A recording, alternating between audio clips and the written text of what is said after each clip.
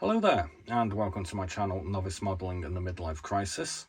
My name is Andy, and look what I have created.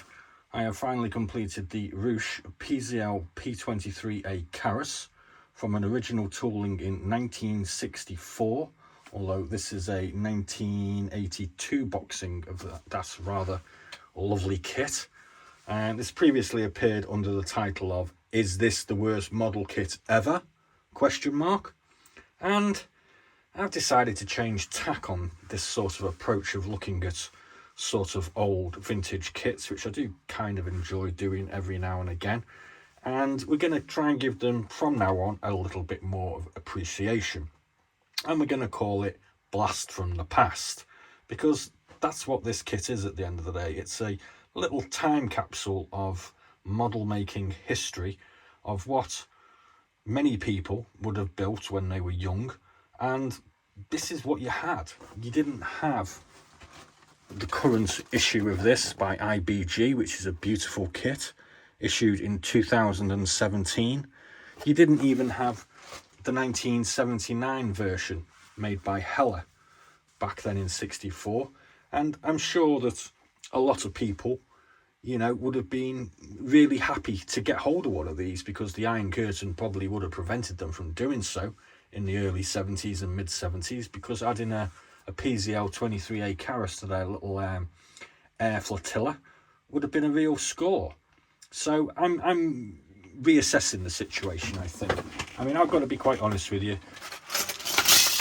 When you tip the parts out of the box, it's a right old dog's dinner and pig's ear of terrible sort of coloured plastic and kind of sketchy looking parts with lots of flash and comedy seats, nasty stands, and really sort of faded and basic looking decals, really nasty looking bits of clear plastic, but and a glue pot with no glue in it. But when you put them together, and if you try, like I've tried with this at the end of the day, I haven't put all my effort into it, but I think I've done a reasonably good job of it.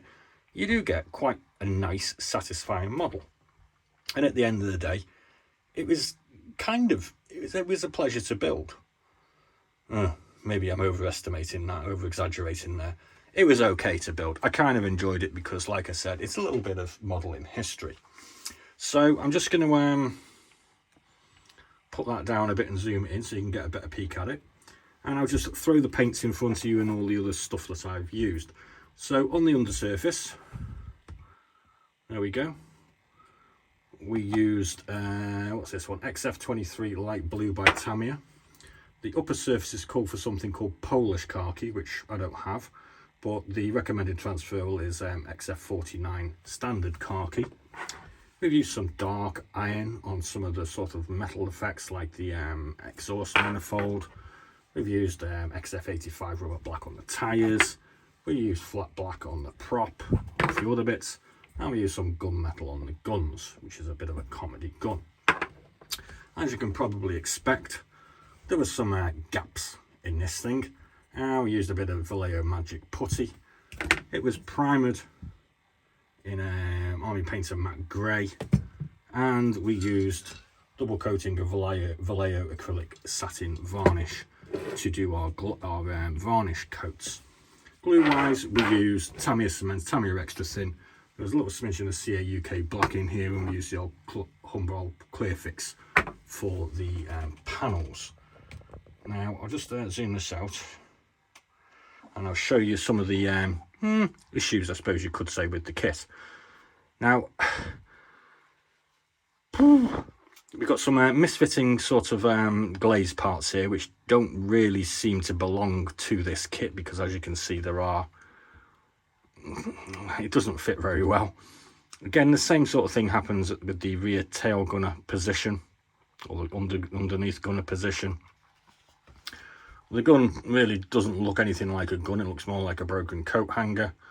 The tail skid looks nothing like the one in the IBG version, I've got to be honest, and looks very big. It kind of looks like it's on the wrong way, but that's the way it kind of works. That's all I can say. The exhaust manifold was kind of hard to paint.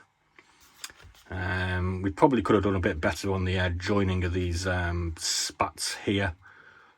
We could have put a bit more Vallejo putty in them and filed them down a bit better. And obviously we've got some raised, very, very, very raised chunky panel lines that kind of look like bad welds. The decals are the actual correct decals as per the sheet that came with it, and they've come off really good, considering this was originally boxed probably around about 1982. So they're over 40 years old. They are a bit yellowed, but they came off in one piece and they stuck.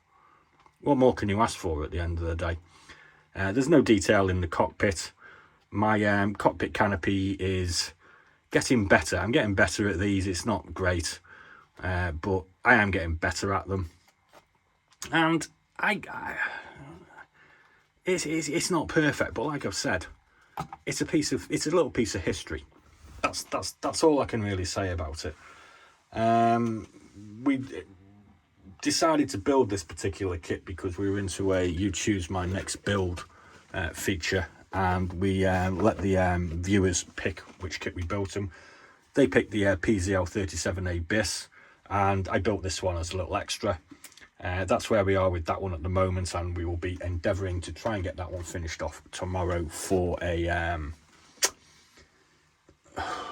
completed build video the following day. So why do I like old vintage kits? I mean, it's just something different to build, you know, than building these very highly detailed modern ones. And I think they are fun and they are interesting.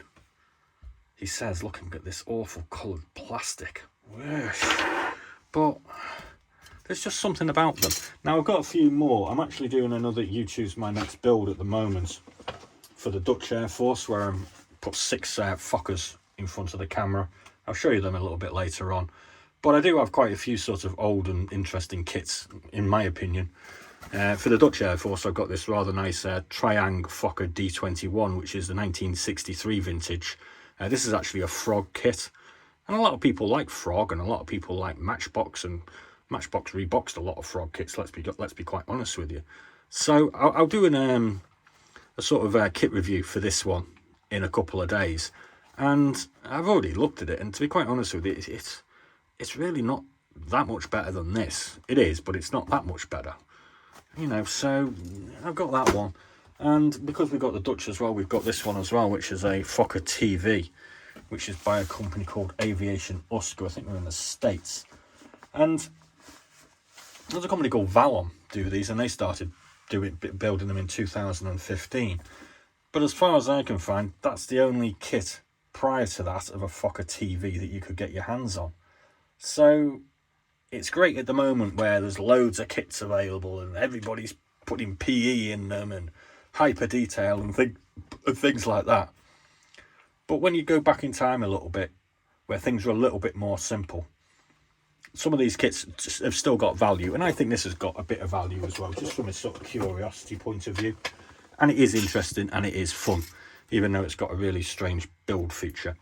So, I mean, this particular problem here that I had with that is there is a big gap here, which I have filled with putty. But I've done an okay job of it. I have been experimenting recently with washes and stuff, weathering. I did consider putting a great big sort of exhaust streak down here, but then I thought to myself, well, I just kind of want to build this as near to possible as what somebody in the 60s or 70s would have done with limited availability of product, you know. There is another problem here. There is a bit of a gap in between the cockpit canopy and the front. Again, I could have filled that, but why should I? I don't need to. I don't have to. I can just build it as is. And as we can see, the cockpit canopy doesn't fit very well. There's a gap here as well, and there's an overhang, like a ridge here. So if you want to build a perfect kit that looks awesome, you know, go buy yourself the IBG. I've got a couple of them.